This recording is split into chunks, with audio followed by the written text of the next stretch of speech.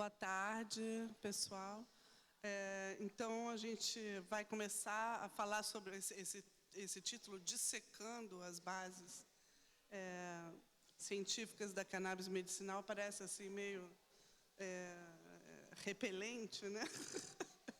Mas é isso mesmo, né? Então, eu acho que a gente quer saber um pouco sobre como que esses canabinoides funcionam e abordar isso cientificamente em modelos animais e também em humanos. Então, essa mesa também se caracteriza por jovens cientistas que estão iniciando, que estão, na verdade, pesquisando na área já há vários anos, mas são jovens pesquisadores mostrando como que essa área também atrai muitos pesquisadores que estão terminando o seu doutorado, né, indo para o seu pós-doutorado. Nós temos a nossa mais sênior representante, é a professora da USP, né, mas, mesmo assim, ainda é uma jovem pesquisadora. Então, a gente vai chamar a doutora Luzia Sampaio, da UFRJ. Ela é farmacêutica, fez mestrado e doutorado em biofísica no Instituto de Biofísica na UFRJ e ela é pós-doutora na área de canabinoides no tratamento de doenças neurológicas. Então, por favor, Luzia.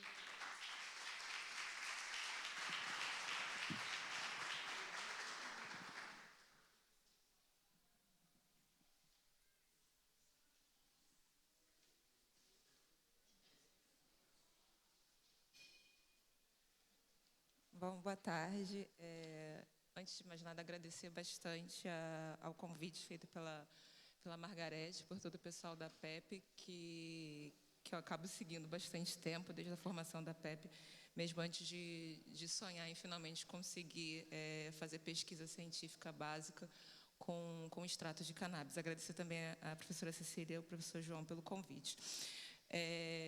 Como a professora Cecília falou, eu sou farmacêutica e desenvolvo trabalho como pós-doutora em fisiologia no laboratório de neuroquímica, que fica no Instituto de Biofísica Carlos Chagas Filho. E aí eu trouxe um conjunto de dados para mostrar como, né, que o extrato de cannabis ele realmente é promissor para o tratamento de doenças neurológicas, né? Então, na verdade, esse trabalho que eu vou falar um pouquinho hoje, que vai desde uma abordagem desde a pesquisa básica até a divulgação científica, ela está dentro de um outro projeto um pouco mais amplo, onde também eu tenho a oportunidade de atuar como coordenadora, que é um estudo translacional da utilização da administração oral do extrato de cannabis, que a gente chama de extrato de canabidiol, ou extrato de cannabis enriquecido de canabidiol. E aí, nesse modelo, a gente tenta avaliar qual seria o papel do sistema endocannabinoide na resposta a esse extrato, não só a nível do sistema nervoso central, mas também do sistema nervoso periférico e outros tecidos que, de repente, são menos discutidos na terapia da medicina canabinoide, né, sobre a análise do perfil renal, o perfil hepático e imunológico. A gente diz que a gente sai da pesquisa básica e vai um pouco para a divulgação científica. Eu vou falar um pouquinho mais em detalhes nisso no final, mas a gente tem um projeto alocado nesse mesmo laboratório de neuroquímica, que é o projeto do time Cannabis. Eu vou falar um pouco mais lá da frente sobre esse projeto de divulgação científica.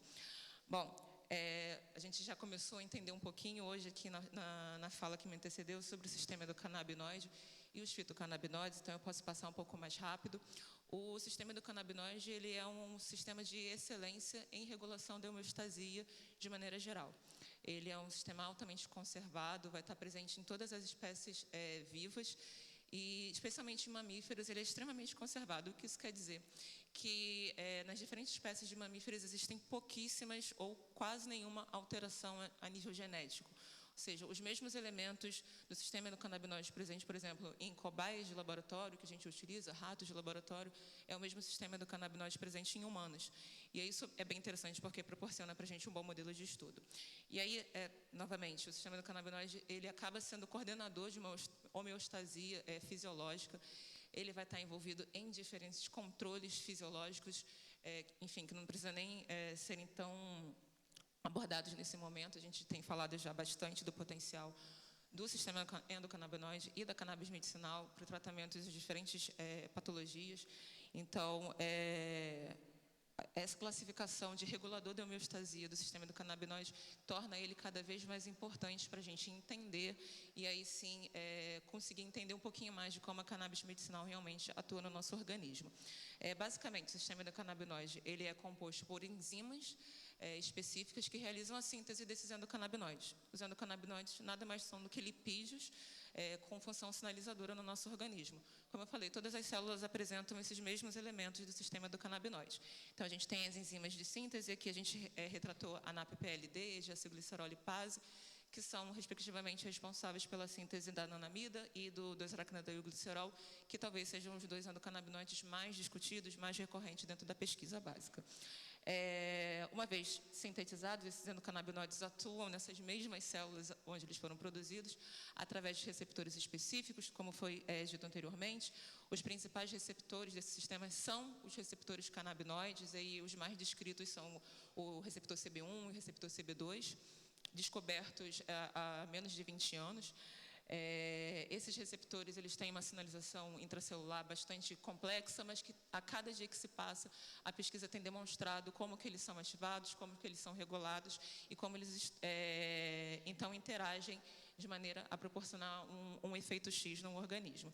Além dos receptores canabinoides, os endocannabinoides ou os endocannabinoides exógenos também, eles possuem capacidade de ativar outros receptores de outras famílias, como, por exemplo, o TRPV1, que é o receptor responsivo à capsaicina, que é o princípio ativo da pimenta. E esses receptores, sabidamente, são bastante regulados por endocannabinoides e fitocannabinoides e acaba tornando esse sistema cada vez mais complexo, mais dinâmico e meio que justifica como que um único princípio ativo possa ter uma variedade imensa, absurda de funções. Finalizando sobre o sistema endocannabinoide, diferente de neurotransmissores clássicos, os endocannabinoides, depois de sintetizados, eles não são armazenados, eles têm que ser rapidamente degradados para aquela sinalização ser finalizada, e aí entram as enzimas de degradação dos endocannabinoides, que aqui a gente retratou especificamente a FA e a MAGL, que degradam justamente a anandamida e o 2-aracnidilglicerol, cessando, então, assim, a resposta do sistema endocannabinoide. Bom, o sistema endocannabinoide ele é mais amplo do que isso, é uma rede bastante complexa, de diferentes enzimas, de diferentes proteínas, diferentes moléculas, e já se sabe bastante sobre a função dos fitocannabinoides, que são os canabinoides da cannabis, sobre a regulação desse sistema tão presente em toda a maquinaria celular. Então, por exemplo, a gente sabe que o THC e o CBD têm funções farmacológicas bastante distintas, e isso reflete justamente os alvos que eles acionam dentro dessas células. Então, por exemplo, o THC ele é um agonista clássico de receptor CB1, e tanto que as suas características, todas as suas funções básicas do THC são mediadas por essa ativação do receptor CB1, diferente do CBD, do canabidiol, que não regula esse receptor, ele vai regular, por exemplo, o receptor TRPV1, e uma outra via clássica que se tem do canabidiol é a sua inibição da enzima FA, que é aquela enzima que degrada o endocannabinoide. Então, assim, a gente tem no organismo um acúmulo bastante funcional do endocannabinoide anandamida, por exemplo. Como eu falei, são moléculas similares, mas ao mesmo tempo distintas, com funções no organismo que têm sido cada vez mais descritas, com ações farmacológicas, com ações terapêuticas distintas. E aí, uma coisa que sempre me vinha à mente quando eu pesquisava e trabalhava com o sistema endocannabinoide, nesse meio tempo, não sou tão novinha assim, já estou caminhando para o sênior, são 10 anos trabalhando com o sistema endocannabinoide. Uma coisa que sempre me vinha à cabeça era como que duas moléculas que têm características farmacológicas distintas poderiam atuar em conjunto. Bom, na pesquisa básica, na pesquisa científica de maneira geral, se tem muitos trabalhos, bons trabalhos, relatando como que o THC e o CBD atuam regulando uma função celular, uma função fisiológica. Mas, mesmo nos dias atuais, o que a gente observa na literatura científica é que existem ainda poucas informações de como que o CBD e o THC junto, o CBD e o THC e outros fitocannabinoides e os terpenos e todos os compostos de um extrato poderiam atuar a nível celular. Então, essa lacuna na ciência acabou despertando muito meu interesse, e aí, no último ano, a gente conseguiu, então, iniciar um projeto que era justamente com a intenção de utilizar o extrato de cannabis enriquecido de CBD em modelo animal, para a gente tentar, então, entender qual seria a resposta, quais seriam os mecanismos celulares envolvidos no potencial terapêutico dessas substâncias. Bom, a nossa metodologia, na verdade, ela é cercada de boas colaborações. A primeira colaboração, e talvez uma das mais importantes que nós temos no momento, é com a professora Virgínia Martins. Ela é a coordenadora do Farmacannabis, que fica localizado na Faculdade de Farmácia da UFRJ também. A professora Virgínia, ela, junto com esse esse projeto de extensão universitária, ela acompanha pacientes que têm salvoconduto para realizar o autocultivo e o autocuidado do extrato de cannabis. Ela acompanha esses pacientes desde o processo de plantação da cannabis e vai até a etapa final, que é a obtenção desse óleo, desse extrato. E aí, por liberação judicial, a gente trabalhando junto com a Virgínia, hoje a gente também tem acesso a esse extrato, e é isso que a gente usa na nossa pesquisa básica. Então, hoje, no momento, a gente trabalha com óleo que é extraído da cannabis da variedade Halid Sul, cedido por um responsável de um paciente pediátrico que faz tratamento para autismo. O paciente tem 15 anos. E o importante também desse trabalho da Virgínia é que ela consegue a padronização de um extrato de cannabis. Esse paciente ele vai sempre receber o mesmo extrato de cannabis, ela tem toda uma rastreabilidade desse produto que ela produziu, e, além disso, a padronização, principalmente em relação a concentração dos fitocannabinoides. Então, aqui eu coloquei só alguns fitocannabinoides que ela já tem padronizado. Ela disponibiliza para o paciente e, ao mesmo tempo, para o nosso projeto, um extrato de cannabis, com uma concentração de CBD e THC de 20:1.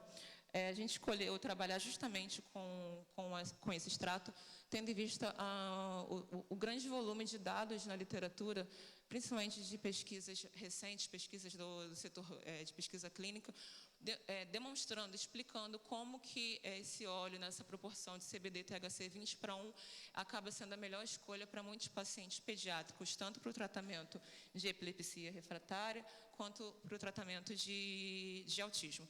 Então, tendo essas informações de literatura, a gente acabou, então, optando por iniciar o nosso trabalho justamente com esse extrato, e é isso que a gente faz no laboratório, continuando a nossa metodologia. A gente trabalha apenas no momento, a gente está trabalhando apenas com animais, com ratos machos saudáveis, de 45 dias. Esse modelo é o que melhor mimetiza justamente a informação do paciente que utiliza esse óleo, esse extrato, né, para o tratamento do autismo. Quando esses animais eles completam 45 dias de vida, que seria uma idade bastante similar a um jovem saindo da infância, entrando na adolescência, a gente começa a administrar diariamente o extrato de canabidiol.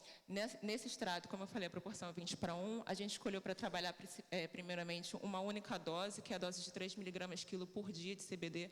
É uma dose muito baixa, mas os estudos de pesquisa clínica vinham demonstrando que é a dose mais baixa, porém efetiva, já para se ter uma resposta sobre o controle de crises epiléticas.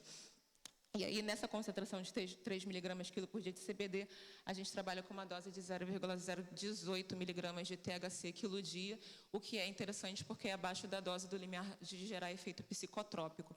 Então, a gente acredita realmente que os nossos animais eles não estão não entram em quadro de resposta ao THC a nível de gerar dados de psicoativos. Bom, então, esses animais eles são mantidos em tratamento diário por 2 semanas.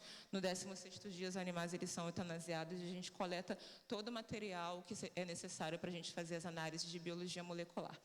Bom, nos nossos dados iniciais, a gente também faz acompanhamento de comportamento. O que a gente observou é que depois de 2 semanas, quando esses animais estão com 60 dias de vida, eles não apresentam nenhum tipo de comprometimento acerca do ganho de massa corporal. Esses animais eles vão evoluindo durante essas 2 semanas, ganhando peso da mesma maneira que os animais do grupo controle.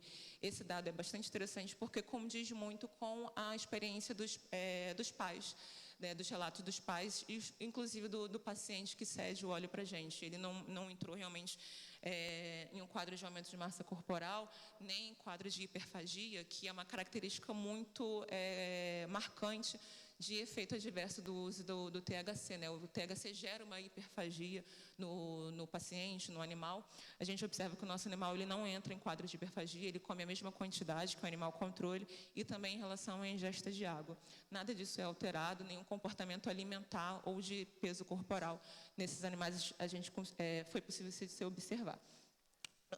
Em relação aos testes comportamentais, um dos primeiros testes comportamentais que a gente se ocupou a fazer foi o teste que a gente chama de teste de reconhecimento de objeto. É um teste até bastante simples. Com esse teste a gente consegue avaliar duas variáveis interessantes. A primeira é o nível de aprendizado do animal e a segunda é a memória de curto prazo. Basicamente, o animal é mantido individualizado numa caixa e aí eles são apresentados dois objetos extremamente idênticos, e aí é um processo bastante automático do rato. Ele é um animal curioso, ele começa a explorar esses objetos, porque são objetos que ele nunca tinha visto na vida, e a gente conta, filma isso, e vai analisando quanto tempo ele ficou explorando cada um desses objetos. Depois de 5 minutos, o animal é retirado, e aí volta para o biotério, fica 90 minutos no seu ambiente, onde ele cresceu esse tempo todo, e depois desse período ele retorna para essa caixa novamente, só que a gente troca um objeto que a gente chama de familiar, ou objeto antigo, por um objeto novo. E aí é automático do animal que ele não explore o objeto velho, que ele fique apenas explorando o objeto novo, porque aquilo é o diferente para ele. Se ele tem uma memória conservada, ele se lembra do objeto antigo, ele não vai perder tempo no objeto antigo e vai focar toda a sua atenção no objeto novo. Bom, isso tudo é quantificado, e o que a gente consegue observar? A gente faz a análise no dia 0, ou seja, um dia antes do animal começar a receber o extrato, e aí a informação que a gente tem era já o esperado. O animal, essa diferença significativa significa que o animal aprendeu e conservou a sua memória de curto prazo, e a gente faz também esse mesmo teste quando o animal completa 15 dias, ou seja, quando ele está no último dia do tratamento com extrato de cannabis. A gente observa novamente que o animal controle ou o animal que recebeu o extrato, ele continua aprendendo a tarefa e ele não tem prejuízo nenhum da memória de curto prazo. Isso para a gente é interessante porque também um efeito adverso bastante característico do uso do THC é justamente o comprometimento de uma memória de curto prazo. Então, isso mostra para a gente, mais uma vez, que os nossos animais eles não estão dopados, eles não estão sob efeito psicotrópico. Um outro teste comportamental também que a gente se preocupou em fazer é um teste que tenta medir um quadro parecido com ansiedade, um quadro ansioso nesses animais. Então, a gente chama de labirinto em cruz elevada. Quanto mais tempo o animal permanece aqui nessas duas alças que são fechadas, significa que ele está tendo um comportamento parecido com o comportamento de um animal ansioso. Isso tudo, novamente, é filmado. E a gente observa que depois dessas 2 semanas de tratamento com o extrato, você vê que o animal controle é igual ao animal extrato, ou seja, ele não entrou também em comportamento ansioso. Por fim, como eu falei, no 16º dia, os animais são eutanasiados, a gente faz toda a coleta das diferentes regiões do cérebro, das diferentes regiões do encéfalo. A gente também utiliza o processamento desse material para outros tecidos que não apenas o sistema nervoso central. Mas a nível do encéfalo, a gente consegue fazer uma medida, né, mensurar através de uma técnica de Western blot a expressão de diferentes proteínas que sejam interessantes a gente investigar se existem possíveis alterações, possíveis modulações. Em relação ao córtex cerebral, que é a camada mais externa do cérebro, esse material foi coletado e a gente não conseguiu observar até o momento nenhuma diferença nas proteínas que a gente começou a investigar. Diferentemente do que acontece no hipocampo. O hipocampo, que é uma área muito envolvida com aprendizado, memória, cognição, interação social, a gente também coleta essas regiões desses animais, controle e tratados, e aí a gente já começa a observar algumas diferenças bastante significativas na expressão de algumas proteínas. Entre elas, o receptor AMPA, o receptor do neurotransmissor glutamato, muito envolvido em patologias comuns do sistema nervoso central, como autismo, epilepsia e entre outras. Então, a gente observa uma diminuição na expressão desse receptor. A gente observou um aumento na expressão de uma proteína que é marcador de célula astrocitária, aliás, diminuição, perdão. e um aumento de uma proteína pós-sináptica, muito importante também para a plasticidade sináptica, a função cognitiva, a gente observa um aumento dessa proteína, que é a PSD95. Bom, dados esses resultados, a gente começou, então, a se questionar sobre a possível interação entre os sistemas endocannabinoide e o sistema glutamatérgico, que, como eu falei, tem como mediador principal, central, o neurotransmissor glutamato.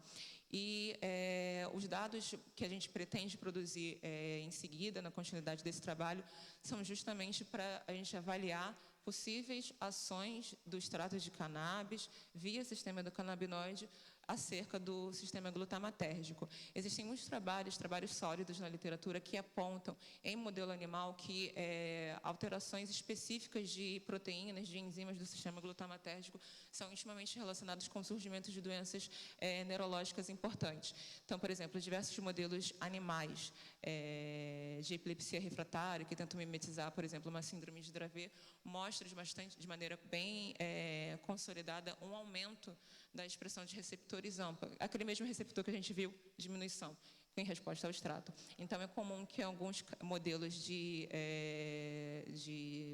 epilepsia a gente veja alterações na expressão dessas proteínas e que a gente tem observado que são justamente alterações que são opostas ao que o nosso trabalho tem mostrado. Então, a gente acredita que, de alguma maneira, o extrato ele possa estar atuando em cima do sistema glutamatérgico, mesmo em animais saudáveis. E aí, tendo isso em mente, a gente tem os próximos passos já desenhados. Então, o primeiro passo que a gente vai começar, acho que esse mês ainda, né, a realizar é a quantificação dos níveis desses fitocannabinoides. A gente escolheu os dois principais fitocannabinoides desse extrato, que são justamente o canabidiol e o THC.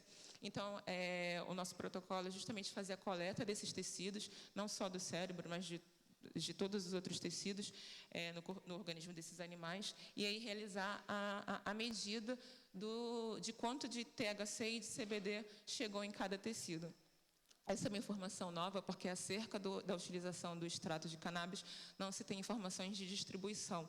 Então, isso é interessante, porque a gente vai saber o quanto de THC e CBD que foi administrado oralmente e quanto que efetivamente chegou no tecido para fazer uma função fisiológica, uma função farmacológica X.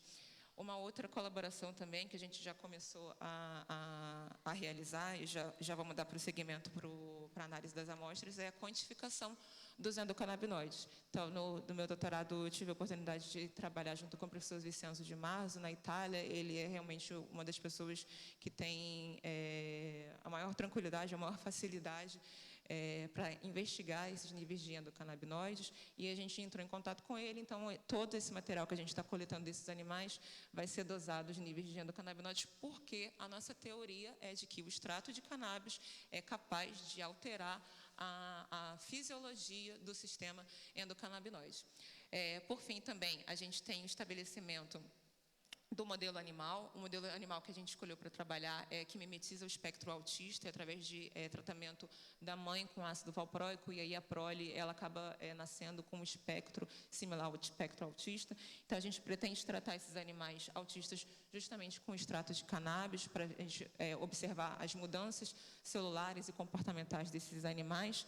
Além disso, uma busca bastante calorosa por colaborações que utilizem modelos de epilepsias refratárias. No momento, no laboratório, a gente teria acesso apenas a epilepsias focais ou generalizadas, mas a gente tem interesse de trabalhar especificamente com as epilepsias em modelos de epilepsia refratária. Por fim, só falar rapidinho, né? Eu tinha comentado no início, a gente não trabalha só com o sistema nervoso central, a gente tenta investigar o máximo de informação possível nesses animais. Então, ao mesmo tempo que a gente vai dando prosseguimento com os dados acerca de possíveis associações com doenças neurológicas, a gente também, com esses mesmos animais, a gente utiliza o extrato para avaliar respostas nas regiões de medula, gânglio da raiz dorsal e nervo ciático. A gente tem dados bem interessantes com a alteração de morfologia da microglia, que é um trabalho que eu faço em colaboração, na verdade, com a ajuda quase extensiva da pós-doc do laboratório, a doutora Raquel Campos. E aí a gente tem já firmado para o segundo semestre fazer um modelo de dor neuropática e, novamente, vim tratando esse animal com esse extrato para fazer as avaliações bioquímicas e celulares. A avaliação da resposta ao extrato na região nigrostriatal, que é uma possibilidade de investigação em modelos de Parkinson e também de síndrome de Tourette. São coisas que estão andando no laboratório. Análise do tecido renal para avaliação do envolvimento do extrato de cannabis no perfil da função renal e possível utilização em um modelo de doença renal aguda. E, por fim, a gente tem uma colaboração com o laboratório na Fiocruz, que coleta o fígado desses animais para realizar ensaios de mecanismos de hepatotoxicidade. Porque, como foi comentado anteriormente, pouco é falado dos efeitos adversos dos extratos. A gente tem pouca informação sobre isso. E aí, a gente acabou escolhendo o fígado, uma vez que as enzimas que degradam esses fitocannabinoides, elas são majoritárias no fígado, então a gente tem essa colaboração justamente para avaliar se o extrato tem alguma possibilidade de gerar um quadro de hepatotoxicidade nesses animais. Como eu falei, só finalizando, esse projeto ele é feito de pesquisa básica, de pesquisa translacional, mas além disso a gente tem um foco na divulgação científica. A gente está alocado na Universidade Federal de Rio de Janeiro e incrivelmente, como o João falou, é incrivelmente assustador como os futuros profissionais da área de saúde sequer sabem do conhecimento do sistema endocannabinoide. Então, a gente tem essa plataforma de divulgação científica, a gente está em redes sociais, Instagram e Facebook, divulgando não só a nossa pesquisa, mas divulgando todo tipo de pesquisa científica de qualidade, séria, levando essa discussão para os alunos. A gente tem na nossa plataforma a maior parte de nossos seguidores são os alunos de graduação e pós-graduação, então a gente acaba fazendo palestras bastante recorrentes.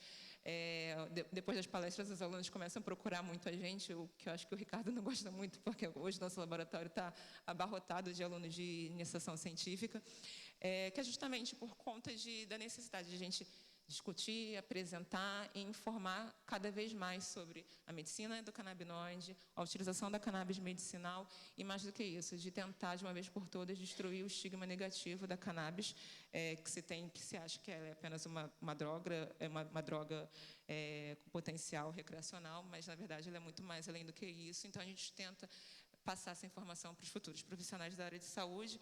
E aí, só agradecer a toda a equipe do Laboratório de Neuroquímica, o chefe do laboratório, o professor Ricardo e o professor Fernando Mello, a todo o Instituto de Biofísica, que de pouquinho em pouquinho vai entrando nesse projeto, que é extremamente colaborativo. A gente comenta que não é feito nem a 2, nem 3, mas provavelmente a 20 mãos, o projeto inteiro. E agradecer também aos outros colaboradores e a atenção de vocês.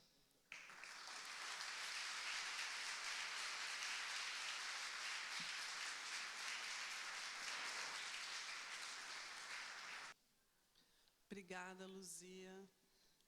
Vamos deixar as perguntas para o final da sessão. Então, vamos seguir. Vou chamar o Dr. Agustin Riquelme Sandoval.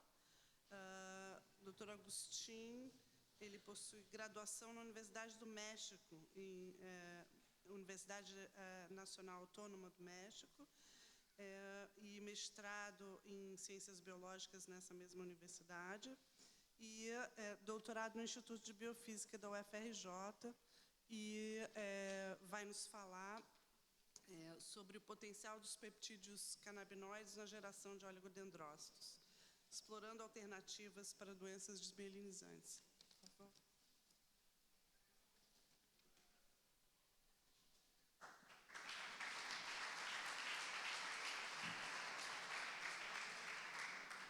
Oi.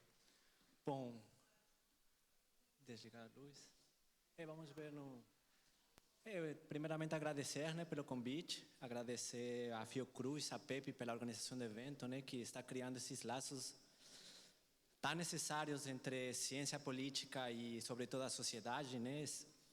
É um evento tão importante na atual conjuntura, né, onde fica muito mais nítida essa necessidade de pensar essas políticas públicas sendo baseadas em uma ciência crítica e ética e, sobretudo, profissionais, né, comprometidos com essa luta pela garantia dos direitos, né, dos pacientes para uma vida plena. Então, pensando nesse sentido, eu vou mostrar para vocês um novo componente do já complexo sistema canabinoide, né, como mencionou a Luzia. Eu vou falar um pouco sobre os peptídeos canabinoides. Isso tentando explorar a geração de novos oligodendrócitos, né, que são células mielinizantes do sistema nervoso central estão na tentativa de gerar alternativas para doenças desmielinizantes. Então, eu vou começar minha fala, vou dividir em duas. Na primeira, vou falar um pouco sobre o sistema canabinoide como um todo, sempre focando em novos componentes, né? Receptores e, sobretudo, nos peptídeos canabinoides. E, por último, como a gente, dentro do laboratório, testou esse sistema canabinoide com o uso desses peptídeos justamente para tentar gerar novos oligodendrócitos, sempre pensando na terapia de remilinização. Então, acho que todo mundo sabe, né, que existe um histórico de pesquisas médicas que contribuíram na construção do conhecimento sobre o sistema canabinoide, né, que começa com a descoberta de isolamento da substância psicoativa da planta da cannabis sativa, que praticamente gerou todo esse conhecimento sobre o nosso sistema canabinoide, né, que tentando explicar os salvos biológicos desses extratos da cannabis, que foi descoberto justamente estes receptores canabinoides e, consequentemente, esses ligandes endógenos, né, chamados de endocannabinoides. E, bom, não é segredo para ninguém que hoje em dia o sistema canabinoide, o conhecimento sobre esse sistema é muito complexo, né? Hoje em dia, novas informações sobre novos receptores e novos ligantes têm revelado a complexidade do sistema, que hoje em dia praticamente é considerado como um regulador da homeostase, né? Não só do sistema nervoso central, mas praticamente do corpo inteiro, né? Por isso faz algo tão importante no controle de doenças tão diversas como a gente está vendo aqui, né? Bom, nesse sentido, como falei, as informações sobre o sistema canabinoide têm evoluído muito e têm revelado novos componentes, né? Além dos receptores CB1 e CB2, aqueles receptores clássicos que a gente conhece, hoje em dia já se tem informação sobre outros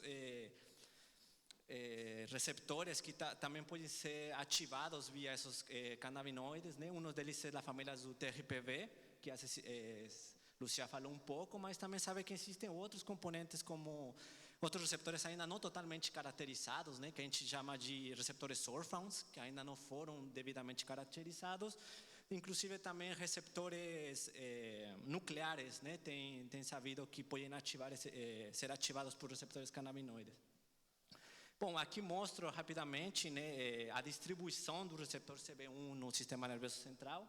E como podem ver, praticamente se encontra expresso no cérebro inteiro, né? Por isso explicarei um pouco esse controle em vários processos neuronais que estamos vendo aqui, né? Epilepsias, porque praticamente se encontra expresso no cérebro inteiro. Outra coisa interessante, inicialmente o CB2 foi caracterizado como um receptor de células imunes, né, do sistema imunológico, mas hoje em dia sabe-se que também se encontra amplamente expresso no sistema nervoso central, o que faz muito mais complexo essas interações farmacológicas, né, justamente o que ofereceria CB1 e CB2, essas comunicações são muito interessantes em se pensar quando a gente pensa em extratos da planta da cannabis sativa. Bom, aqui fiz uma pequena tabela, né, mostrando alguns processos fisiológicos que podem ser controlados com esses novos receptores canabinoides. Por exemplo, eu quero frisar que o receptor TRPV1 pode ser um alvo importante, já está sendo um alvo importante justamente para o controle de doenças como dor neuropática, né, mas também doenças respiratórias. Já aqueles receptores órfãos que falei para vocês são receptores interessantes justamente para a modulação de vasodilatação. E, bom, aqueles receptores nucleares têm sido testados em vários processos, tais como neuroproteção, inflamação, efeitos cardiovasculares também, né? Também um dado importante é saber que o sistema canabinoide, sabe-se agora que não é exclusivo dos neurônios, né? Praticamente se encontra expresso em todas as células que compõem o sistema nervoso central, que vai desde astrócitos, microglia, né, importante na neuroinflamação, mas é nosso interesse saber que também oligodendrócitos expressam componentes do sistema endocannabinoide. Bom, rapidamente, os oligodendrócitos são aquelas células que vão formar a vaina de mielina, né? Que todo mundo sabe que vai ajudar na propagação desse potencial de ação, que no final vai ser a propagação da informação entre neurônios.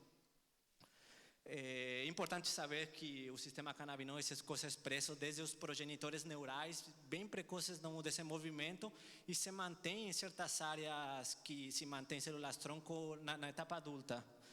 É um dado interessante que eu gosto de mostrar também que o receptor CB1 deixou de ser um receptor exclusivo de membrana celular, né? Também se encontra dentro da célula. Isso é interessante por quê? Porque a gente sabe que, inclusive a mitocôndria, né? Que é esse organelo que é muito envolvido com respiração e balanço energético, também pode ser influenciado pela ativação do receptor canabinoide. Bom, não vou entrar em detalhes, mas os endocannabinoides, por definição, são compostos endógenos, né? Quase na maioria de natureza lipídica, né? Derivados da membrana celular. E, bom, sendo os mais abundantes e melhor caracterizados, o anandamida e o dosagen, né? Aqui mostro rapidamente só as enzimas de síntese e degradação dessas endocannabinoides lipídicos, que acho que não vai dar tempo de entrar muito no, mas só para vocês olharem. Mas acho que é importante, que já foi falado aqui, que além daqueles dois, anandamida e dosagen, tem crescido recentemente a informações sobre novos compostos lipídicos que atuam também sobre o sistema canabinoide. E, bom, como aqui podem observar, são praticamente todos ácidos graxos, né?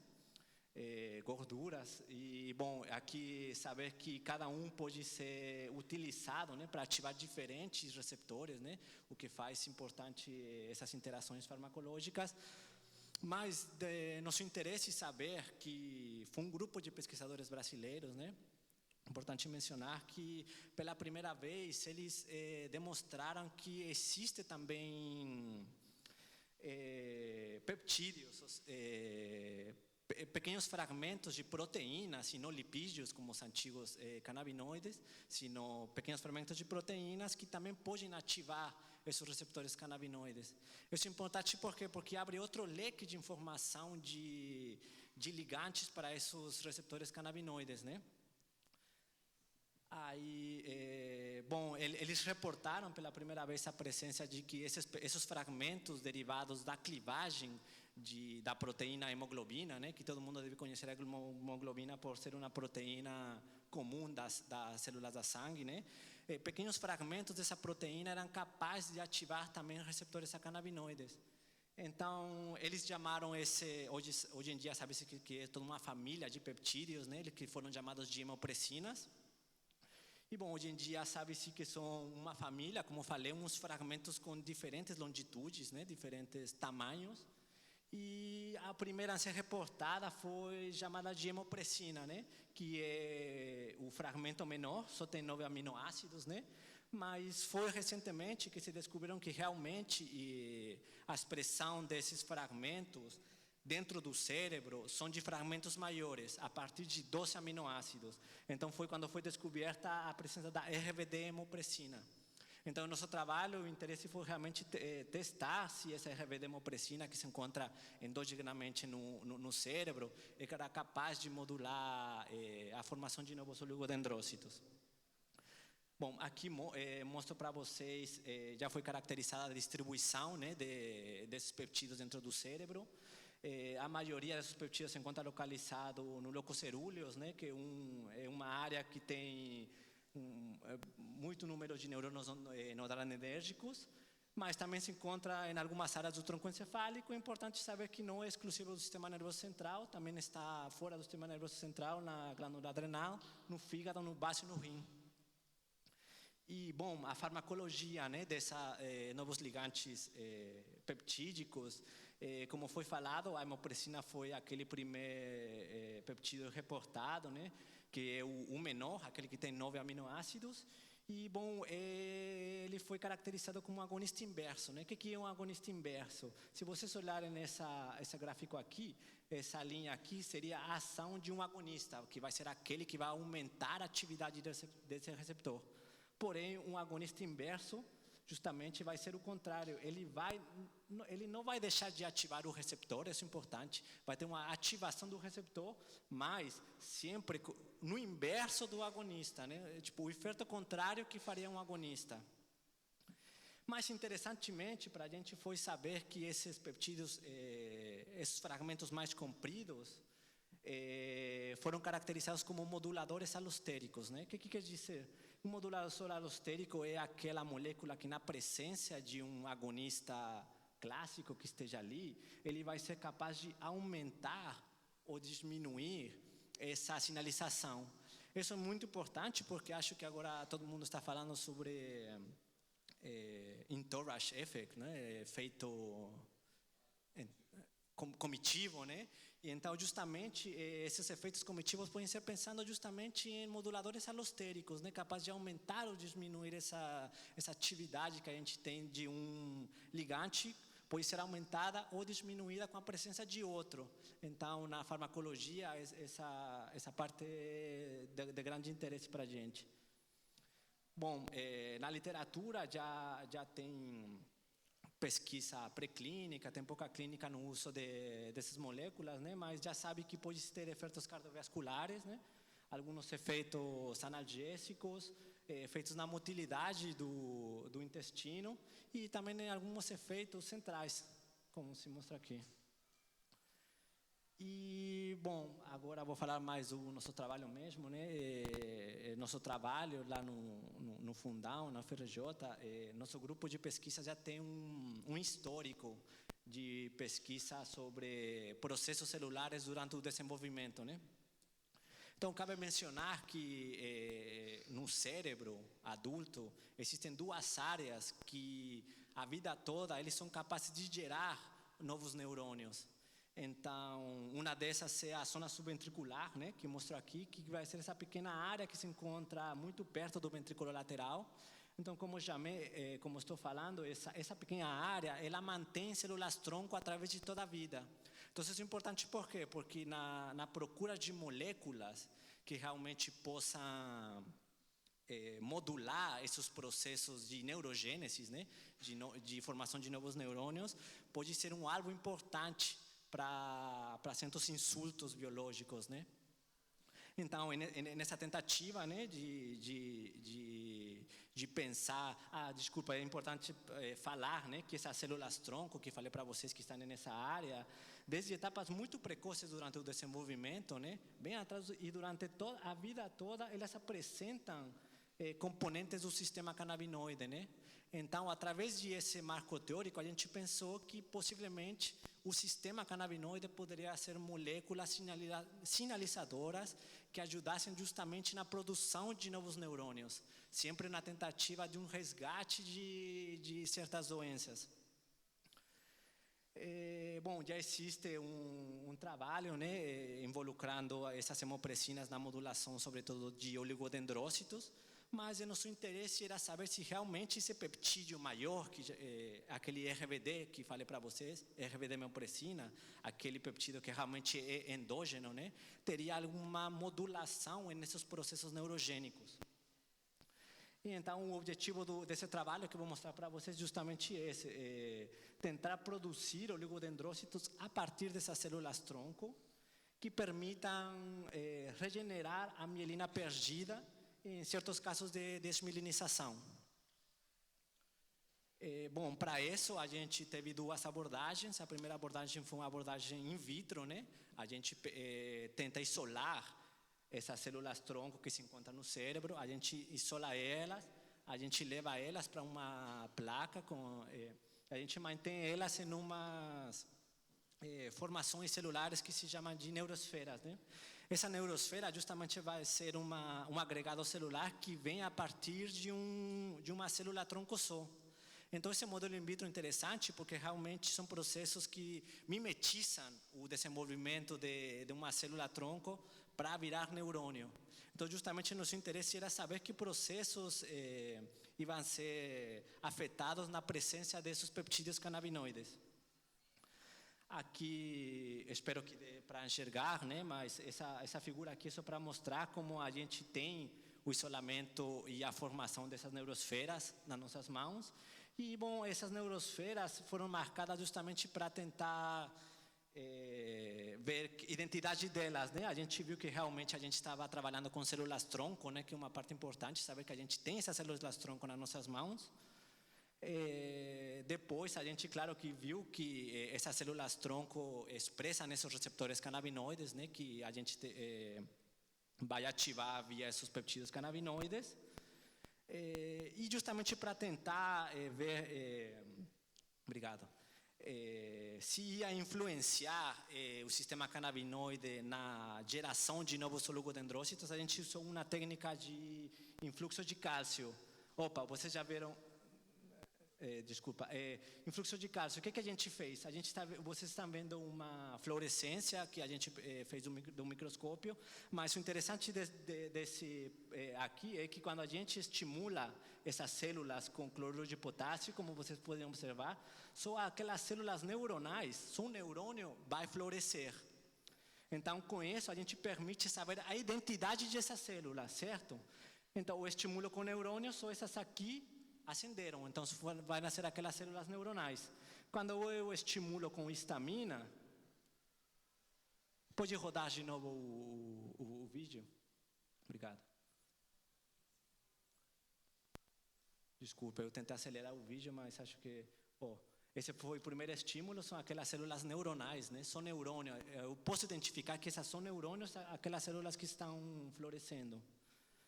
Eu tiro o estímulo, elas deixam de ser ativadas, aí vou colocar um estímulo diferente, onde só aquelas células-tronco vão a ser ativadas. Outra população totalmente diferente, né? Então, eu já posso ver essas identidades celulares. E, por último, o terceiro estímulo que a gente fez é justamente para procurar oligodendrócito, que são nossas células de interesse.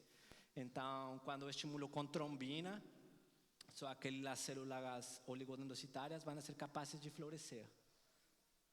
Acho que já foi, mas tem umas células aqui florescendo. Então, essa técnica permitiu a gente justamente identificar essas células, né? Já que a gente identificou essas células, a gente quantifica o número dessas células justamente para saber se vão aumentar ou reduzir. E, interessantemente, a gente viu que na presença dos peptídeos canabinoides, é importante mencionar que a gente usa sempre como controle a anandamida, né? Que é um agonista clássico de CB1, agonista de CB1 e CB2, desculpa. E, interessantemente, todos os ligantes canabinoides foram capazes de reduzir o número de células-tronco. Depois que a gente viu que a gente reduzia esse número de células-tronco, interessantemente viu que esses moduladores peptídicos, esses moduladores alostéricos negativos, eram capazes de aumentar o número de oligodendrócitos. Isso para a gente foi muito importante, né? Porque justamente o nosso interesse é tentar repopular essas células que são perdidas na desmilinização. E um fato também importante é saber que na presença de um anandamida, de um agonista clássico endógeno, a gente teria meio que o efeito contrário, né? A gente aumenta o número de neurônios. Aqui a gente corroborou, né? Não vou demorar muito, mas aqui a gente marca também fluorescentemente os neurônios, aí depois a gente quantifica eles e na presença da anandamida a gente viu um aumento. E do mesmo jeito a gente marca os oligodendrócitos aqui em vermelho, células oligodendrocitárias. Claro, a gente conta, a gente vê um aumento quando a gente incuba com esses peptídeos canabinoides. Bom, essa foi a primeira abordagem, a abordagem in vitro. Mas será que isso acontece localmente num cérebro íntegro? Então, a gente utilizou um protocolo em vivo, né, onde a gente injeta esses peptídeos canabinoides diretamente no ventrículo lateral, desculpa. Depois a gente vê que efetivamente essa injeção do ventrículo vai atingir a zona subventricular, né? Que é justamente onde a gente quer essa sinalização dessas células. E o que a gente viu que efetivamente a RBD-hemopressina, esse peptídeo, foi capaz de aumentar esse número de células oligodendrocitárias na zona subventricular. E, bom, interessantemente, a gente viu uma diminuição no corpo caloso. E, bom, rapidamente, não vou demorar muito, que já tem 1 minuto só. Quando a gente bloqueia o CB1, a gente realmente perde essa diferenciação de óligo. É como se a sinalização de CB1 fosse muito importante para manter e sinalizar essa diferenciação de oligodendrócitos. E de nosso interesse foi saber justamente que quando a gente coincuba um antagonista de CB1 junto com essas moduladores allostéricos peptídicos, desculpa, a gente tem esse resgate dessas células, né? Então, isso para a gente foi importante entender, porque possivelmente poderiam ser usados como ferramentas na regulação dessa atividade do receptor CB1. E, bom, como resumo rapidamente, né, que o que eu mostrei para vocês é que a família dos endocannabinoides tem aumentado muito, essas informações, tem novas informações, e é importante saber que existem endocannabinoides peptídicos dentro do nosso cérebro, né? E isso é importante porque a diferença dos fitocannabinoides como THC e CBD, os endocannabinoides, todos são de natureza lipídica. É importante saber que peptídeos também ativam essa sinalização, que já se tem uma distribuição dentro do sistema nervoso central e que esses peptídeos são capazes de modular a diferenciação de óligo. Então, por último, isso é super importante porque acho que uma das características fisiopatológicas da esclerose múltipla é justamente a perca dessas células, né? O paciente chega no sistema nervoso central e literalmente essas células estão morrendo. Então, todo mundo sabe, na clínica já tem tentativas, né, de uso de extratos da planta da cannabis sativa nessas doenças, mas sempre pensando elas como um uso paliativo, né? Na melhora da dor, na melhora da espasticidade, né? Inclusive como neuroimodulador. Mas aqui o que a gente está pensando é talvez que o próprio sistema endocannabinoide possa ser uma sinalização necessária justamente para repopular essas células oligodendrocitárias diretamente na célula, o que seria um novo alvo de estudo justamente para a regeneração da mielina nestes pacientes, né? Então, a gente está ainda trabalhando, né? A gente já tem alguns modelos sobre depressão que a gente vê que também tem efeitos, poderia ter efeitos bons o uso dos fitocannabinoides, e acho que é todo da minha parte. Obrigado, né? De novo, obrigado a Fiocruz de APP pela convite.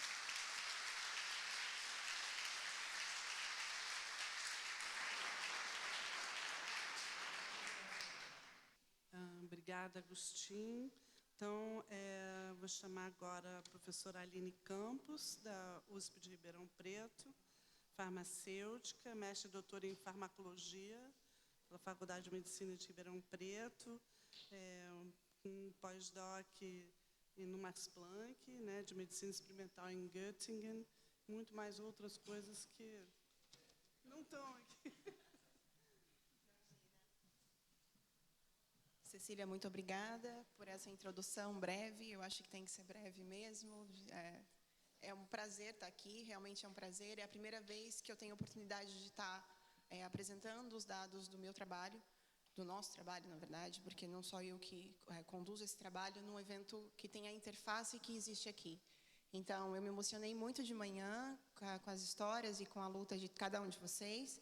Eu acompanho isso desde muito tempo pelas redes sociais, pelas mídias convencionais e pelas mídias não convencionais. E é muito diferente. Estar aqui, realmente, o sentimento é outro. Eu realmente agradeço. O pointer... Ok.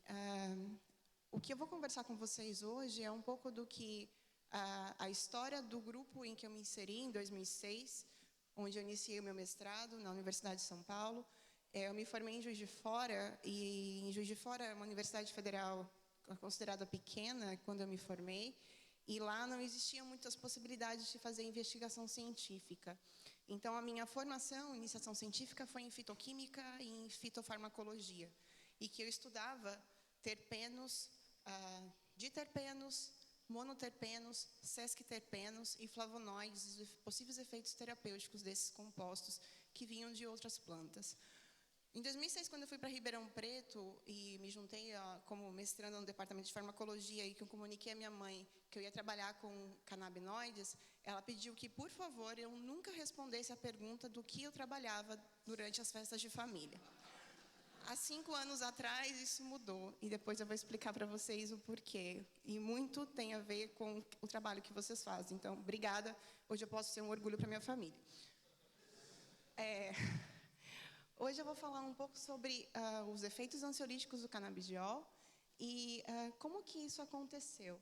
Então, a história começa com o trabalho do professor Carlini, na década de 70, em que, além de dizer que o canabidiol tinha um potencial efeito anticonvulsivante, que é o que traz o canabidiol e os extratos e a cannabis hoje no top do que é um bom medicamento, vamos dizer assim, ou um potencial medicamento, ele também sugeriu, com esse trabalho, com esse trabalho, que os efeitos biológicos da cannabis, eles não eram totalmente explicados somente pelos efeitos do THC, que até então imaginava-se que era o principal responsável por todos os efeitos da cannabis. Então, aqui começava, com esse trabalho do professor Carlini, a evidência de que existiam outros componentes que poderiam ser canabinoides ou não, dentro da planta cannabis sativa, e que eles também poderiam ter outros efeitos terapêuticos. Bom, seguindo o professor Carlini, o professor Isaac Carniol, também trabalhando na Unifesp, ele conseguiu 2 alunos. Um professor Reinaldo Takahashi, que foi professor durante muito tempo no Departamento de Farmacologia da Universidade Federal de Santa Catarina, e o outro professor, que se tornou professor do Departamento de Psiquiatria na Faculdade de Medicina de Ribeirão Preto, o professor Antônio Valdo Zuardi. O professor é muito interessante, porque eu tive a oportunidade de ter o professor Reinaldo Takahashi e o professor Zuardi na minha banca de mestrado e doutorado, e o professor Takahashi sempre fazia a mesma piada. Que ele recebeu o canabinol, enquanto o professor Zuardi recebeu o canabidiol. O canabinol, ele não existia de verdade, porque ele era um metabólito. Então, todo o trabalho dele foi por água abaixo e o professor Zuardi ficou famoso. Claro que isso é uma brincadeira.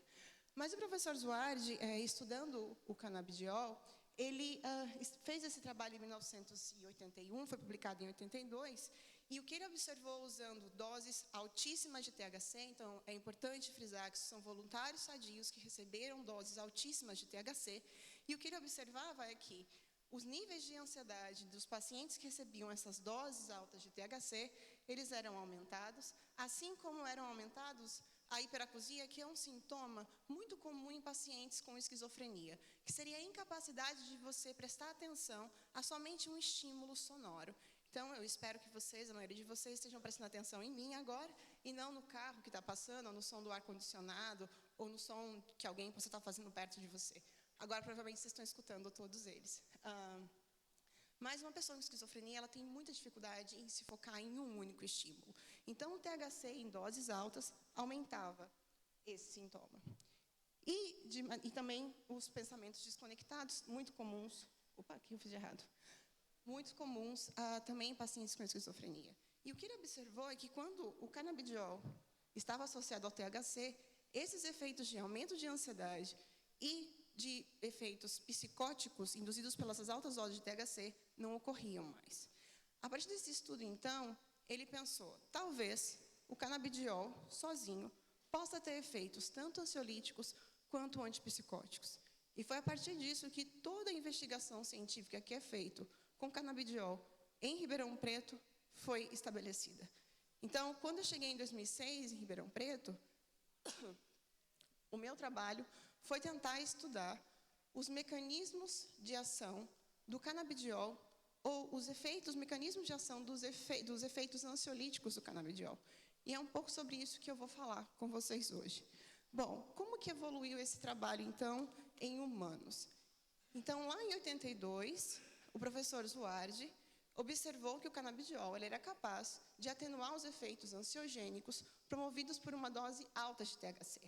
Bom, em 93, o efeito do canabidiol foi testado nesse modelo, que é um modelo feito em voluntários sadios, então não são pacientes que têm ansiedade, e que esses voluntários são submetidos a uma situação parecida com a que eu estou agora, falar em público. Então, para algumas pessoas, falar em público é uma coisa muito comum, muito natural. Para mim, não é. Então, nesse momento, se vocês pudessem fazer uma medida da minha condutância, da minha frequência cardíaca, da minha frequência respiratória, a frequência respiratória vocês conseguem perceber, mas vocês veriam que eu estou numa situação extremamente ansiogênica. É claro que isso não é um transtorno de ansiedade, mas nos ajuda a entender o que é quando você está numa situação inescapável. Eu não posso sair correndo, imagina, né? E que eu não tenho outra alternativa a não ser executar a minha tarefa, falar em público. Então, essa pessoa aqui, ela foi colocada em frente a uma videocâmera, ela não foi explicada a ela o que ela iria fazer, e quando ela sentou aqui na cadeira, o experimentador disse, por favor, conte-me a experiência mais ansiogênica da sua vida. Então, são 2 pontos. Você está numa situação que vai te levar à ansiedade e você vai relembrar uma situação que te promoveu desconforto. Isso é uma situação extremamente ansiogênica e permite a gente estudar ansiedade experimental. Então, nessa condição, os pacientes, né, os voluntários, eles receberam canabidiol, diazepam, que é um benzodiazepínico utilizado clinicamente para o tratamento da ansiedade patológica, e a ipsapirona, que é um agonista parcial de receptores serotonérgicos, que também pode ser usada para tratar a ansiedade patológica. E aí, o que eles perceberam é que aqui é o placebo, e aqui é o canabidiol, o diazepam e a ipsapirona. É que o canabidiol, ele era capaz, nos 2 estágios, tanto na fase pós-estresse, em que a pessoa durante o estresse, em que são medidas a medida de condutância da pele, quanto na sessão pós-estresse, em que ela relata tudo o que aconteceu, o que ela sentiu durante esse teste, o canabidiol produzia efeito ansiolítico. Então, provavelmente, o canabidiol, sim, poderia produzir efeitos ansiolíticos, mas isso em voluntários. E em pacientes? Então, em 2011, foi testado então, em pacientes com ansiedade social, no mesmo teste de falar em público. Imagina alguém que tem um transtorno de ansiedade social sendo exposta a essa situação de falar em público. É extremamente estressante. E aí, também comparando com um paciente saudável, placebo ou canabidiol, observaram que o grupo do professor Kripa observou que havia uma diminuição da ansiedade promovida pelo CBD e de uma redução do comprometimento cognitivo pelo tratamento do CBD, uma redução de sedação e do desconforto durante o teste. Então, o canabidiol, além de produzir efeito ansiolítico, em voluntários sadios, ele também era capaz de reduzir a ansiedade produzida por esse modelo experimental em pacientes com diagnóstico de ansiedade. Só que uma coisa que é super importante quando a gente trabalha com canabinoides, ou com a maioria das substâncias que atuam no sistema nervoso central, é que elas vão produzir o que a gente chama de curva dose-resposta em U invertido. O que é isso? Significa que, em baixas doses, pode ser que a gente não consiga ver nenhum efeito. Nós aumentamos um pouco essa dose, o efeito que a gente espera aparece. Só que, se eu aumento de novo essa dose, o efeito desaparece. Isso significa que, dependendo do composto que eu estou usando, e se a minha dose são 2 gotas, se eu der 4, pode ser que eu não observe mais o efeito terapêutico. Certo? A gente observa esses efeitos com os canabinoides. Podem ser canabinoides fitocannabinoides isolados, extratos de cannabis, canabinoides sintéticos, é muito comum. Então, é muito importante que a gente fique atento e nos experimentos que a gente conduza, a gente tente usar mais de uma dose, para evitar que a gente não veja efeito, porque a gente caiu no final da curva. Tá? Ou que, se a gente aumentar a dose sem querer, a gente possa não ver mais o efeito terapêutico. Tá? Então, o que eles viram recentemente foi que, para a ansiedade, em voluntários sadios, o canabidiol produz esse efeito de U invertido. Então, para que vocês observem, 100 miligramas por quilo, 300 miligramas por quilo, 900 miligramas por quilo. O canabidiol só é capaz de reduzir a ansiedade naquele modelo de falar em público na dose de 300 miligramas por quilo. 900 miligramas por quilo, o efeito é perdido. Tá? E isso é uma coisa que a gente vem observando desde a década de 90, em experimentos com animais de laboratório. Então, em todos esses modelos aqui, são modelos de ansiedade que envolvem ou não o estresse, em roedores, a gente observa sempre que existe uma dose efetiva ou nenhum efeito, como ocorreu no primeiro modelo animal testado, que foi usada uma dose alta demais, e aí não houve efeito ansiolítico do canabidiol. E, na maioria dos casos, a gente tem doses baixas promovendo efeito ansiolítico, doses altas produzindo nenhum efeito. E isso pode ser exatamente porque o canabidiol não tem um único alvo, ele tem vários. E aí, claro, conforme você aumenta a dose, você pode perder a seletividade daquele alvo, que é interessante para uma determinada patologia. Por isso, com canabinoides, provavelmente, doses vão ser bastante diferentes conforme for a aplicação terapêutica. E a gente tem que ficar atento à quantidade de dose que a gente vai usar, porque talvez a gente está usando uma dose que não vai mais produzir efeito clínico. Mas aí vocês podem perguntar, por que a gente precisa de um outro fármaco ansiolítico? Né? Nós temos vários fármacos ansiolíticos disponíveis. Nós temos benzodiazepínicos, certo? Que são utilizados de maneira prescrita e não prescrita. Então, na minha família, todas as minhas tias são contra cannabis, mas todas elas dormem com Lexotan. E são dependentes. E esse é um fator que limita o uso dos benzodiazepínicos. Eles são fármacos seguros, ou seja, a dose terapêutica e a dose que promove efeitos tóxicos, a janela terapêutica é alta, ela é muito distante, mas você não pode retirar um benzodiazepínico de um dia para o outro. Né? Você precisa fazer um regime terapêutico para você retirar esses benzodiazepínicos. Mas, de acordo com a Organização Mundial de Saúde, 1 a cada 13 pessoas tem um transtorno de ansiedade. Então, aqui nós estamos em quantos? Quantas pessoas que têm ansiedade patológica estão aqui entre nós? Né? Então, somos muitos. Eu também tenho ansiedade. Então, nós somos muitos. E a grande maioria, em países de desenvolvimento como o nosso, não tem acesso a nenhum tratamento. Porque a ansiedade é frescura. Não é? Obrigada. Água não é. Obrigada. Então, ter ansiedade é frescura. Imagina. Você não vai querer ir trabalhar porque você está sentindo seu coração bater demais? Imagina, isso é absolutamente inaceitável na nossa sociedade. Então, os transtornos de ansiedade, assim como os transtornos de depressão, o diagnóstico deles está crescendo. Porque a gente vive numa sociedade em que a gente tem que ser bom, feliz, incrível, bonito o tempo inteiro, certo? E, claro, ninguém vai sobreviver a isso, né? E bem-sucedido, e, enfim, não pode ter perdedores aqui, né? Imagina, não existem.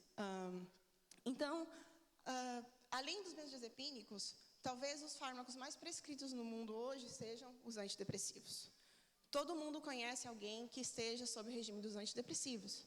E os antidepressivos são pílulas mágicas, né? O Prozac e a fluoxetina foi lançado no mercado como uma pílula milagrosa. Era a felicidade em um comprimido. Com o passar do tempo, isso foi visto que não é bem desse jeito. Por quê? Até 50% dos pacientes que têm depressão ou ansiedade não respondem a um único antidepressivo. Isso significa que eles vão ter que tomar 2 antidepressivos, ou um antidepressivo e um antipsicótico, e assim a gente vai. Os antidepressivos também, eles não funcionam de uma maneira milagrosa. Se algum de nós for um psiquiatra hoje, a gente tem um diagnóstico e a gente vai para casa com a receita da esperança de que a gente vai tomar uma pílula e a gente vai melhorar. Bom, você não vai melhorar.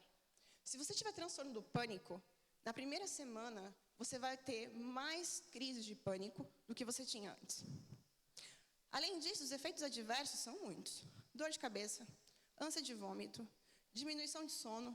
Você já tinha esses problemas antes, para que você foi no médico? Certo? Bom, isso faz com que eu, como farmacêutica, tenha uma preocupação muito grande. Porque quando eu me formei para fazer 3 coisas. Garantir o uso racional de medicamentos, evitar a automedicação, e a terceira coisa de que eu ia me comprometer com a aderência dos meus pacientes aos tratamentos. Como que eu vou convencer alguém que está tomando um medicamento que está fazendo ele piorar. E que ele vai ter que tomar e se sentir pior por um mês. Confie em mim. Daqui um mês e meio, você vai melhorar. Não faz sentido, certo? E para alguém que já está em sofrimento, porque a gente está falando de pessoas que estão afastadas dos seus amigos, afastadas do trabalho, e vão encontrar incompreensão, inclusive no nicho familiar. Não dá para você dizer para alguém que às vezes está em risco de suicídio que ele vai melhorar e que ele tem que continuar assim, certo? Então, o que a gente imaginou fazer? Que, claro, a nossa alternativa está na cannabis. Mas eu também não posso dizer isso, porque assim eu não vou ser orgulho da minha família. Então, o que a gente imaginou? Que talvez fosse possível a gente acelerar os efeitos dos antidepressivos. E também tentar reduzir os efeitos adversos que eles promovem. Como a gente pensou em fazer isso? Então, o Vinícius, meu segundo aluno de doutorado, de mestrado, ele teve a tarefa de comparar os efeitos do canabidiol com um dos antidepressivos mais prescritos hoje, que é o escitalopram. O escitalopram, ele atua como um inibidor seletivo de recaptação de serotonina. O que isso significa? Significa que uma das teorias mais aceitas na psiquiatria é de que a depressão seja redução de monaminas. O que seriam essas monaminas? Seriam, então, substâncias endógenas, neurotransmissores, que controlariam, por exemplo, o nosso humor e o nosso nível de ansiedade. Então, como essas patologias seriam diminuições dessas substâncias, você daria o antidepressivo, aumentaria essa substância, a serotonina, pronto, seus problemas estão resolvidos.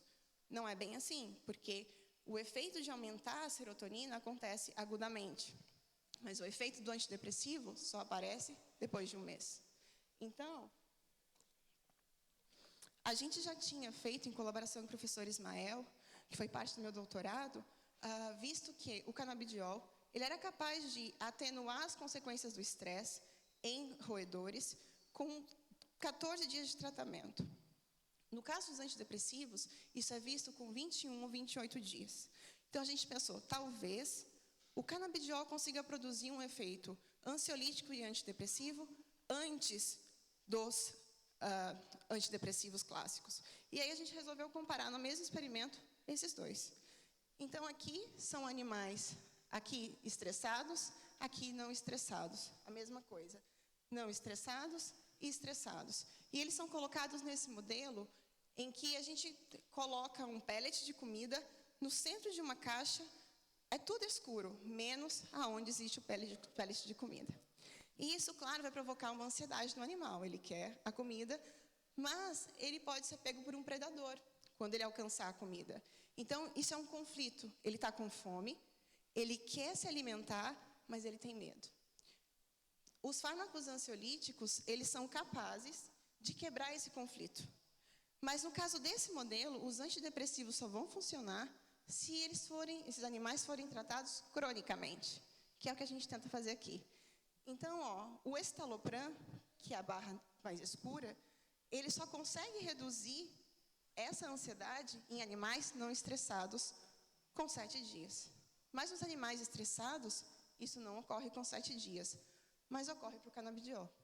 Então, o canabidiol ele consegue reduzir as consequências do estresse com 7 dias nos animais estressados. O escitalopram, não. O efeito do escitalopram, e essa é uma dose bastante alta, tá, gente? Isso é a dose que é usada por humanos, tá? Então, é muito alta essa dose. E a gente fez isso de propósito. Com 14 dias, o efeito do escitalopram já aparece nos animais estressados. E também o do canabidiol. Então, o canabidiol promove um efeito antes e sustentado. Ele se sustenta por 14 dias. Não há um decréscimo desse efeito do canabidiol. Ok. De posse disso, então, o que a gente pensou? Vamos reduzir a dose do canabidiol, vamos reduzir a dose do antidepressivo, vamos juntar os dois e vamos ver o que acontece em 7 dias.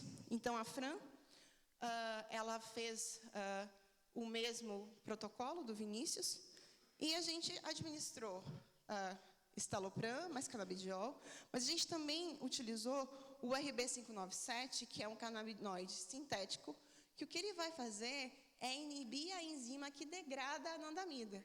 Se a anandamida não está sendo degradada, o que vai ocorrer é aumento dos níveis de anandamida.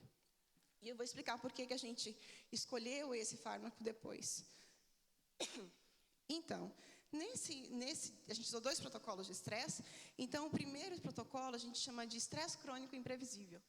E é bem o que acontece com as nossas vidas todos os dias. O estresse é crônico e imprevisível. A gente não sabe quando ele vem, a intensidade que ele vem, a gente só tem certeza que ele vem. Pode ser no trânsito, pode ser em casa, pode ser no trabalho, pode ser de várias formas. E o outro é o que a gente chama de estresse crônico psicossocial, que também a gente conhece. Pode ser o seu marido, a sua esposa, os seus filhos, que também comandam a gente. Pode ser o seu chefe. Então, nesse modelo, o que a gente faz é fazer com que os animais sejam derrotados socialmente. Então, a gente coloca um animal maior, mais forte do que eles, e eles são derrotados onde eles moram, imagina. E isso faz com que, cronicamente, eles fiquem estressados, no sentido de que eles não vão conseguir responder, porque eles ficam inseguros se vai ter comida, se vai ter água, se eles vão conseguir sobreviver aonde eles vivem. E o que eu quero chamar a atenção de vocês é que, nos 2 modelos, a combinação de doses pequenas de CBD e de canabidiol conseguiu atenuar agora, com 7 dias, as consequências do estresse. De alguma forma, o canabidiol está conseguindo acelerar os efeitos do escitalopram. Bom, de que maneira isso acontece? Então, nós avaliamos proteínas que estão relacionadas com a função sináptica, ou seja, a capacidade de conectar os neurônios um ao outro. E o que nós observamos foi que, no córtex pré-frontal, que é uma área super importante para as nossas decisões, para o nosso comportamento, tá? E que está afetado em pacientes com depressão e com ansiedade, ou seja, as sinapses estão comprometidas. O que a gente vê é que a combinação com a escitalopram é capaz de, por exemplo, aumentar a sinaptofisina no córtex pré-frontal. Além disso, o que nós vimos, então, pensando no córtex pré-frontal, é que estudos prévios do nosso laboratório, então, por exemplo, no meu mestrado, a gente viu que a maioria dos efeitos ansiolíticos do canabidiol estavam relacionados com o receptor serotonérgico, que é o 5-HT1A. Mas que também, em colaboração com o professor Ismael, nós vimos que o tratamento crônico com canabidiol ele é capaz de facilitar e aumentar os níveis de anandamida no hipocampo, e isso combina também com o aumento da produção de novos neurônios no hipocampo. Tendo em vista que o canabidiol pode ter suas ações, principalmente depois de tratamento crônico, pela ação da anandamida, nós pensamos, e se a gente tirar a anandamida do córtex pré-frontal?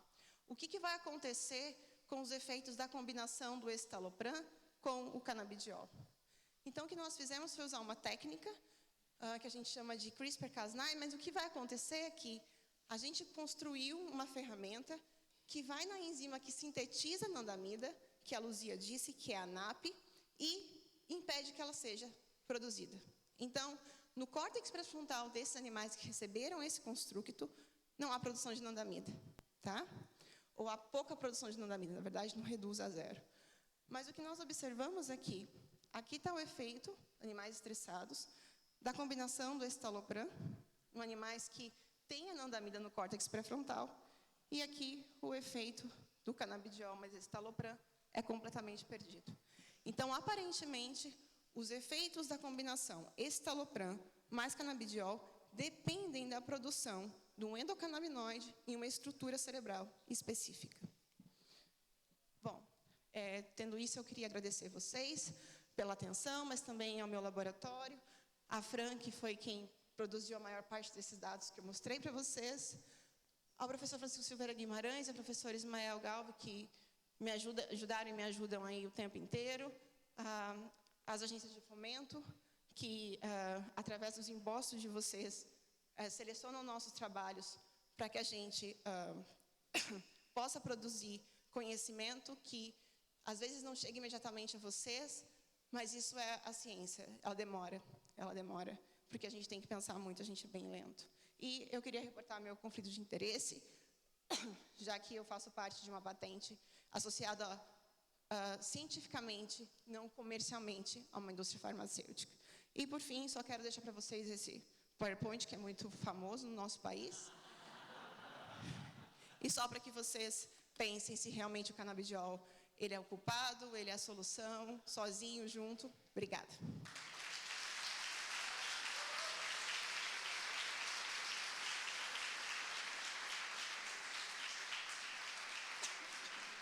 Então, vamos lá. Perguntas. Tem que vir aqui, Cláudio, e tem que vir aqui no microfone falar, tá? Obrigada. Boa tarde. É a Aline, né? Aline, eu sou Wilson, sou médico psiquiatra em Boa Vista, Roraima. E um tema que me interessa muito é essa questão dos canabinoides de uma forma geral no controle da ansiedade. Isso que você trouxe é super interessante, dessa questão preventiva que o canabidiol, que algum canabinoide pode ter, né? Em Israel, tem alguém já pesquisando o uso associado da hipotermia ali na região do crânio em bebês, juntamente com o canabidiol, sendo melhor do que a hipotermia sozinha, nas primeiras 6 horas de vida. Mas a pergunta que eu quero fazer na verdade, é uma coisa que eu ouvi há um mês atrás do professor Rafael Mechoulam, e são aquelas coisas geniais que só os gênios conseguem ver, e que as coisas geniais geralmente são óbvias. E o que ele falou foi o seguinte: a gente, há menos de 100 anos, pouco mais de 100 anos, a gente descobriu a insulina. Com poucos meses, a insulina já estava sendo testada e logo depois já estava sendo sintetizada, e hoje a gente faz insulina com uma tranquilidade. A anandamida, ele falando, a anandamida e a 2-AG são substâncias que são mais simples molecularmente do que a insulina. O que nos impede de estar fazendo essas duas coisas? Então, essa é uma provocação. Na verdade, até onde que, de repente, a gente não está pensando um monte de coisas, mas talvez seja simples assim, mas eu acho que não tem nada simples de verdade, mas é uma provocação do que ele fala, né? Então, a pergunta é exatamente essa. Bom, Rafael Mechoulam, não precisa dizer quem ele é, né? Bom, em relação à insulina, eu acho que talvez porque a insulina tenha um alvo bastante específico, né? Ela tem uma função muito específica dentro da nossa célula, que é levar a glicose para dentro das nossas células para que elas produzam energia, e isso a gente consiga estabelecer a homeostase de maneira artificial, sem prejudicar todo o resto. E eu acho que os canabinoides a gente não tem essa oportunidade, porque é um sistema que reverbera. Então, você tem não só a anandamida, 2,2-AG, você tem outros endocannabinoides. Eles vão agir nos receptores de maneira completamente diferente. Então, a anandamida, ela é um endocannabinoide que é agonista total nos receptores TRPV1, mas é agonista parcial nos receptores CB1. O 2-AG, ele é agonista total nos receptores CB1. E o 2-AG, ele tem uma ação não só no sistema nervoso central, mas também periférica importante. E se a gente pensar do insucesso dos sintéticos que tentaram modular os níveis de anandamida e 2-AG e nos testes, bom, o último na França, com similar ao URB, acabou numa fatalidade e 3 internações graves, a gente pode pensar que não é um sistema tão fácil de se modular e que talvez, que eu acho que é o mais correto, a gente não tem o conhecimento suficiente ainda para dizer exatamente o que esse sistema faz. Porque se a gente pensa em uma função endógena para o sistema endocannabinoide, no sistema nervoso central eu conheço uma, que é modular, que a gente chama de despolarização induzida, suprimida pela inibição, que é uma coisa super difícil, mas que está relacionado com inibir a inibição do sistema nervoso central. Então, isso foi em 2001, né? E até hoje a gente fala, é importante para isso, é importante para aquilo, mas eu não sei se é uma função fisiológica. Então, talvez a gente não tenha... a gente não sabe completamente o que faz, e por isso a gente esteja tão atrasado nisso. Mas eu também acho que é um pouco o que o professor João comentou, sobre a produção científica sem questionar a proibição do uso e etc.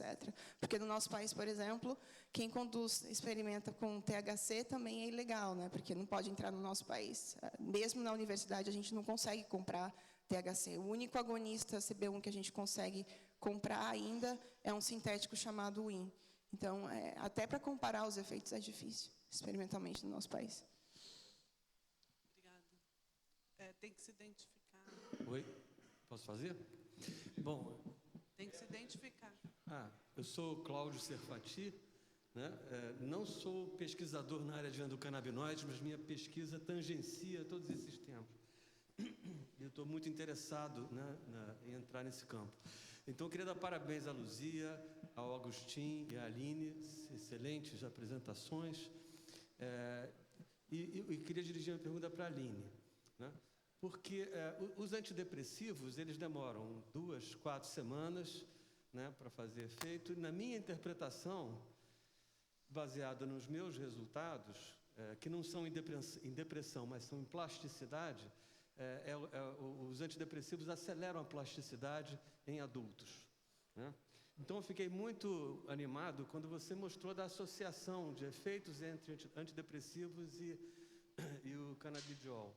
O canabidiol sozinho também estimula a plasticidade neural, a formação de circuitos? Tem alguma evidência sobre isso? Sim, então tem evidências do nosso trabalho junto com o professor Ismael, que há aumento da neurogênese hipocampal, isso tanto in vitro quanto in vivo. Nós temos dados de uma continuação desse trabalho, mostrando que o canabidiol é capaz de aumentar os contatos sinápticos no córtex e no hipocampo, pela formação de espinhos dendríticos, que são protuberâncias nos neurônios que fazem esse contato. Nesse trabalho, a gente também está mostrando isso no córtex, então aumenta a arborização dendrítica, ou seja, os neurônios ficam mais plásticos, com os dendritos maiores, as conexões são maiores. Então, sim, o canabidiol tem efeitos plásticos bastante similares aos antidepressivos. Aumenta a BDNF, aumenta a NGF, então são muito similares. Sensacional. Oi, tudo bom? Meu nome é Gabriel. Obrigado pela palestra, todo mundo, de novo. Eu também vou direcionar a pergunta para a Aline. Na verdade, é um comentário e também uma curiosidade sobre a questão da dose em U invertido dos canabinoides, né? Tem um artigo de 2015, eu não vou lembrar o autor, que ele tenta transpor, né, essa questão da dose de U invertido, fazendo a administração não do CBD isolado, mas de extratos ricos em CBD, né? Então, ele faz a administração intraperitoneal e oral e avalia o nível sérico de fator de necrose tumoral alfa e faz o modelo de dor de Von Frey também, né, com ratinhos. E aí ele vê, né, tanto a administração do extrato rico em CBD, ele acaba conseguindo não só transpor essa questão da dose invertida, mas também aumentar o efeito esperado. Eu queria saber se vocês têm alguma intenção de fazer alguma coisa nesse sentido, de usar extratos para tentar transpor ou de fato, aumentar a resposta fisiológica. Eu acho que, por exemplo, a gente já tem uma ideia do porquê que é assim, o invertido em ansiedade.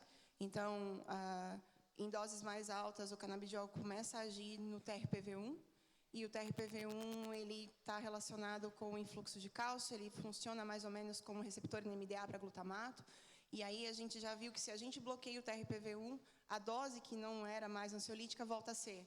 Então, a gente consegue fazer isso. Mas, provavelmente, o que acontece com o extrato é que você tem, controlando tudo isso, os outros alvos. É mais ou menos o que acontece com o Sativex, eu imagino. Que você tem a necessidade de ter o canabidiol para contrapor os efeitos psicotomiméticos do THC, e aí o que você faz é, você tem o efeito CB1 que você gostaria, mas você coloca o canabidiol para fazer isso. No extrato, eu posso imaginar que isso, né, porque os monoterpenos, como é o limoneno, né, porque os canabinoides também são terpenos, eles são diterpenos, então, quando você faz a extração, você vai arrastar todos eles. Então, eu não sei dizer, e provavelmente o canabidiol que a gente usa tem monoterpenos também, porque vem de um processo de isolamento da planta, e a gente avalia só os canabinoides, não avalia os outros monoterpenos ou sesquiterpenos que podem ser arrastados. Então, o que vai acontecer é que a gente só não vai ter esses aqui está sendo chamado de terpenos, mas eu vou chamar de monoterpenos, sesquiterpenos, tá? Eles só não vão existir nos canabinoides sintéticos.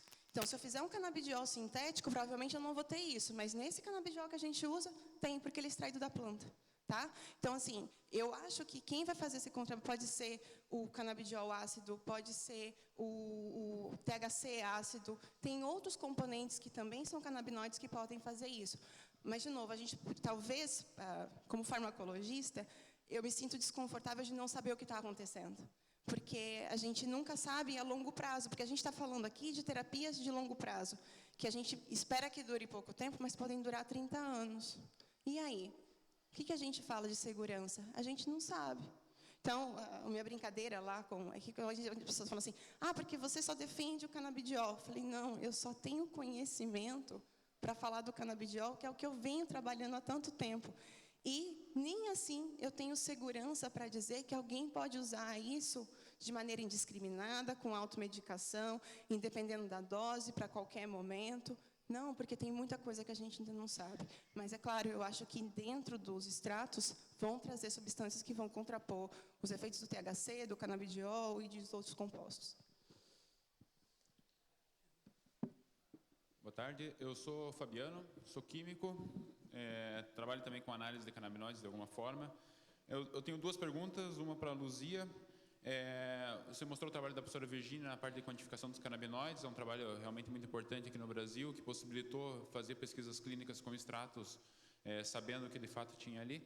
A minha dúvida ela fez a análise do perfil de canabinoides e alguma outra análise complementar em relação a terpenos, contaminantes, alguma coisa assim, foi feita?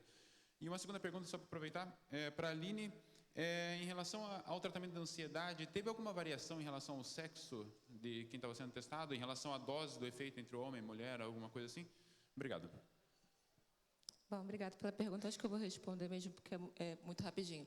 A professora Virginia, ela faz, sim, esses outros tipos de análise de contaminantes do solo, ela faz essas análises também microbiológicas e contaminantes de agrotóxico.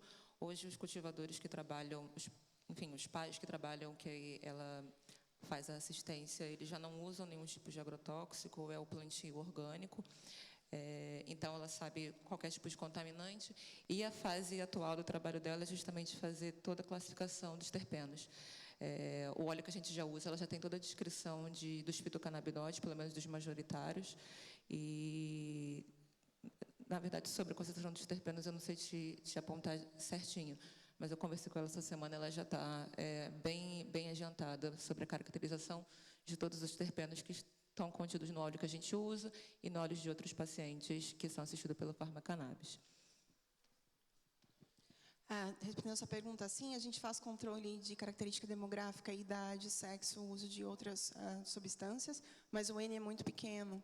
Então, nesse momento agora, do ano passado para cá, é que a gente realmente está fazendo ensaios clínicos de fase 1, 2, com ansiedade, com depressão, com autismo e com Parkinson.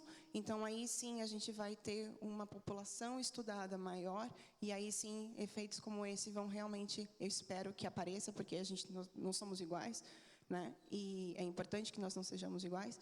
E aí, talvez a gente possa responder essa pergunta. Agora, com o N que a gente tem, é impossível dizer se tem ou não.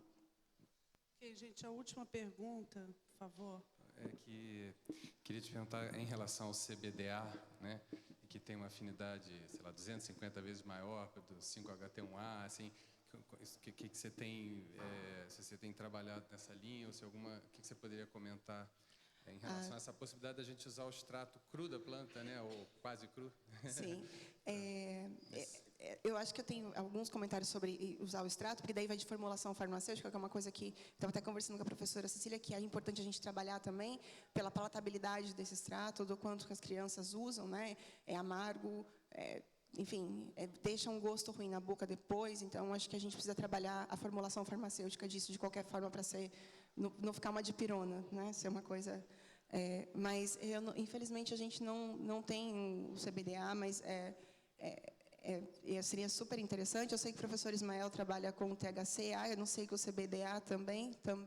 Então, talvez ele possa comentar melhor do que eu sobre isso. E, Agostinho, em relação a vasopressina, vocês têm estudado vasopressina, ocitocina, de alguma forma? E agora tem saído estudos recentes em relação ao autismo. Então, se isso faz...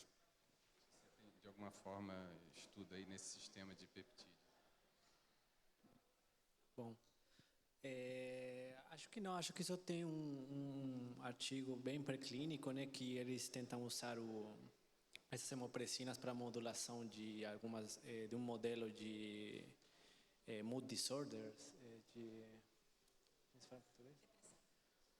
não chega a ser depressão, mas melhora do sentido de humor, mas ser o único, é um estudo bem preclínico, não tem feito muita coisa além disso nesse sentido, mas também cabe mencionar que é uma coisa muito nova, né? Assim, tem muito pouco tempo que realmente a gente está entendendo até a biossíntese, né? Realmente como são expressas no cérebro, tudo isso são coisas que estão começando a caminhar agora, né?